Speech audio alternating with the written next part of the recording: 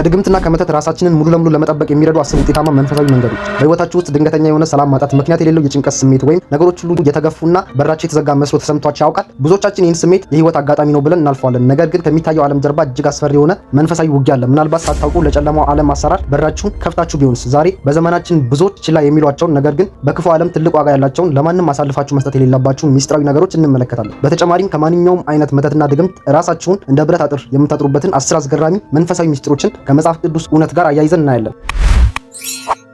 መተትና ድግምት በባዶ አይሰራም። የጨለማው ዓለም አሰራር ሁልጊዜም በእኛ ህይወት ውስጥ መግቢያ ቀዳዳ ይፈልጋል። ስለዚህ እነዚህን ነገሮች ለማንም በማንኛውም ሁኔታ አሳልፋችሁ መስጠት የለባችሁ። የመጀመሪያው የውስጥ ቁስላችሁንና ድክመታችሁን። ለሁሉም ሰው የልባችሁን ሚስጥር አትክፈቱ። ጠላት እናንተን ለመውጋት የሚጠቀመው የገዛ ቃላችሁን ነው። መጽሐፍ ቅዱስ በምሳሌ 13:3 ላይ አፉን የሚጠብቅ ነፍሱን ይጠብቃል ይላል። ሚስጥራችሁን ለእግዚአብሔር ብቻ ንገሩ። ሌላኛው የግል ዕቃችሁን ለእንግዳ ሰው አለመስጠት። በባህላችንና በመንፈሳዊ ዓለም የታወቀ እውነት አለ። ያልታጠቡ ልብሶች፣ የፀጉር ወይም የጥፍር ቁርጥራጭ እንዲሁም የግል ፎቶቻችን ለማታውቁትና መንፈሳዊ ማንነቱ ለማይታወቅ ሰው አሳልፋችሁ አትስጡ። አካላዊ ነገሮች የመንፈስ ትስስር ድልድይ ሊሆኑ ይችላሉና። ሶስተኛው መንፈሳዊ ሰላማችሁን። ማንም ሰው ወይም ሁኔታ ደስታችሁን እንዲሰርቅ አትፍቀዱ። ሐዘን፣ ትካዜና ተስፋ መቁረጥ ለክፉ መናፍስት ትልቅ መጋበዣ ናቸው። የነህምያ መጽሐፍ 8:10 ላይ የእግዚአብሔር ደስታ ኃይላችሁ ነው በማለት ይናገራል። እንግዲያውስ መንፈሳዊ ሰላማችሁን ለማንም ባለም መስጠት ራሳችሁን መከላከል ትችላላችሁ። ይህን የጨለማ አሰራር እንዴት እናከሽፈዋለን? እንዴት ራሳችንን፣ ትዳራችንንና ስራችንን ከመተት አሰራር እንከላከላለን? በመላው ዓለም ያሉ ጥንታዊ መጽሐፍትና ዘመናዊ የኳንተም ፊዚክስ በአንድ ታላቅ እውነት ላይ ይስማማሉ። በአጽናፈ ዓለም ውስጥ ያለው ሁሉ ኃይልና የድምፅ ንዝረት ነው። እኛ መተትና ድግምት ወይም የጨለማ አሰራር ብለን የምንጠራው ነገር በሳይንሱ ቋንቋ እጅግ መጥፎ ዝቅተኛ ኃይል ነው። ይህ መጥፎ ኃይል የሰውን የአእምሮ ሰላም፣ ጤና፣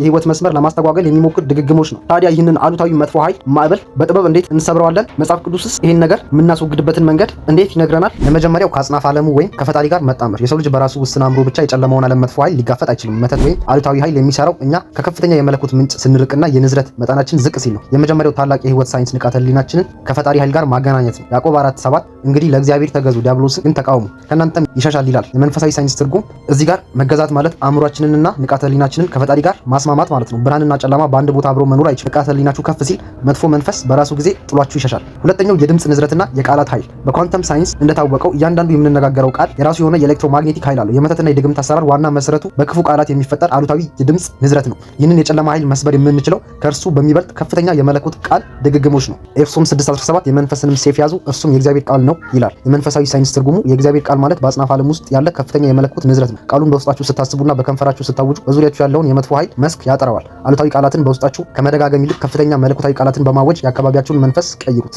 ሶስተኛው ጸሎትና የአእምሮ ንቃት። ጸሎት ዝም ብሎ የተሸመደዱ ቃላትን መደጋገም ሳይሆን አእምሯችንን ከዕለታዊ ውጥረት አውጥተን ከከፍተኛው መለኮታዊ ህሊና ጋር የምናገናኝበት መስመር ነው። አእምሯችን በፍርሃትና በጭንቀት ውስጥ ሲሆን የሰብኮንሺየስ አእምሯችን በር ክፍት ስለሚሆን ለአሉታዊ ጥቃቶች እንጋለጣለን። አንደኛ ተሰሎንቄ 5:17 እንዲህ ይላል፣ ያለማቋረጥ ጸልዩ። የመንፈሳዊ ሳይንስ ትርጉሙ ያለማቋረጥ መጸለይ ማለት በየደቂቃው መንፈሳዊ ንቃታችሁን ከፍ አድርጋችሁ መጠበቅ ማለት ነው። የአእምሯችሁን ሞገድ ወደ አልፋና ቴታ ደረጃ በማሳደግ በየቀኑ በጥልቅ ጸሎት ውስጥ ስትሆኑ ምንም አይነት መጥፎ ኃይል ሰብኮንሺየስ አእምሯችሁ ውስጥ ሰርጎ መግባት አይችልም። አራተኛው አሉታዊ የእገዳ ስሜቶችን ማስወገድ። በሰውነታችን ውስጥ የኃይል ማዕከላት አሉ።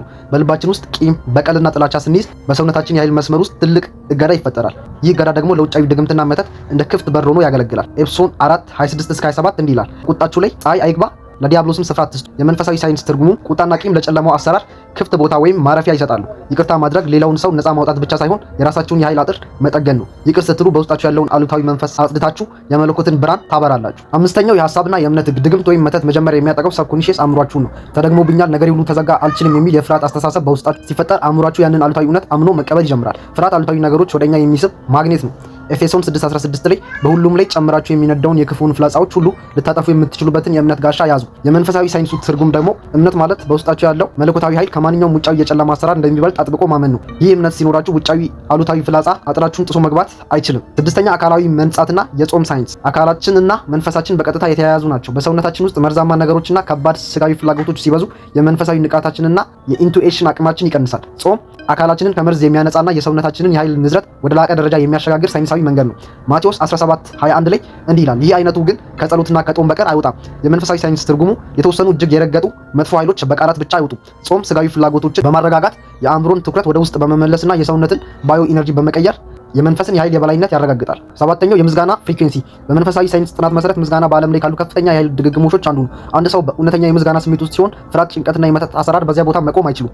መዝሙር 22 ከቁጥር 3 እንዲህ ይላል፣ አንተ ግን በእስራኤል ምስጋና ላይ የምትቀመጥ ቅዱስ ነህ። የመንፈሳዊ ሳይንስ ትርጉሙ መለኮታዊ ኃይል የሚኖረውና የሚገለጸው በምስጋና ሞገድ ውስጥ ነው። በችግር ወይም በስጋት ውስጥ ሆናችሁ እንኳን ማመስገን ስትጀምሩ የንቃተ ህሊናችሁ ድግግሞሽ ወዲያውኑ ከፍ ይላል። መለኮታዊ ብርሃን በበዛበት ቦታ ደግሞ የጨለማ አሰራር እንደ ሰም ይቀልጣል። ስምንተኛ መለኮታዊ ማንነትና የድምጽ ሞገድ ጥበቃ።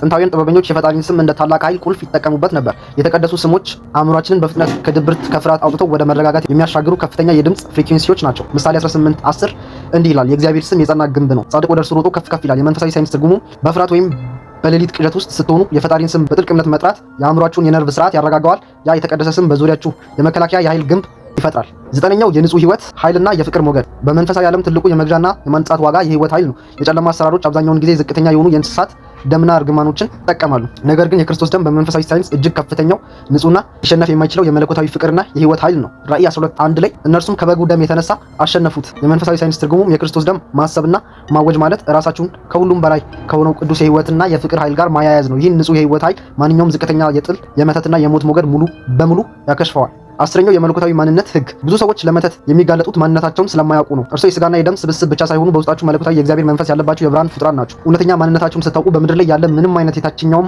ዓለም ኃይል በእናንተ ላይ ስልጣን አይኖረውም። ዘኍልቍ 23:23 ላይ በእርግጥ በያዕቆብ ላይ ሟርት የለም፣ በእስራኤልም ላይ ጥንቆላ የለም። የመንፈሳዊ ሳይንስ ትርጉሙም ይህ አጽናፈ ዓለማዊ ህግ ነው። በእውነተኛው መለኮታዊ ንቃተ ህሊና ውስጥ ለሚኖር ሰው ምንም አይነት ድግምት፣ ሟርት ወይም መተት ሊሰራበት አይችልም። እናንተ የህይወታችሁ ባለቤትና ፈጣሪ እንጂ የሌሎች አሉታዊ ኃይሎች ተጠቂ ልትሆኑ አልተፈጠራችሁም። ወዳጆች፣ የመንፈሳዊ ውጊያ የአእምሮ የንቃተ ህሊና እና የኃይል ሞገድ ውጊያ ነው። ፍርሃት የጨለማው አሰራር ትልቁ ማሰሪያ ገመድ ነው። ዛሬ ፍርሃትን ከህይወታችሁ አውጥታችሁ ጣሉ። እነዚህን 10 ጥበቦች በየቀኑ በህይወታችሁ መተግበር ስትጀምሩ አእምሯችሁ ይረጋጋል፣ የኃይል አጥራችሁ ይጠነክራል፣ ብርሃናችሁ በጨለማ ውስጥ ማብራት ይጀምራል። ይህ ጥልቅ የመንፈሳዊ ሳይንስና የመጽሐፍ ቅዱስ ሚስጥር ለህይወታችሁ ብርሃን ከሆነላችሁ ቪዲዮን ላይክ በማድረግ ለሌሎች እንዲደርስ ሼር አድርጉት። በየሳምንቱ የሚለቀቁ ጥልቅ የመንፈሳዊ ንቃት እና የሳይንስ ትምህርቶች ለማግኘት ቻናላችንን ሰብስክራይብ ማድረጋችሁን እንዳትረሱ። አመሰግናለሁ።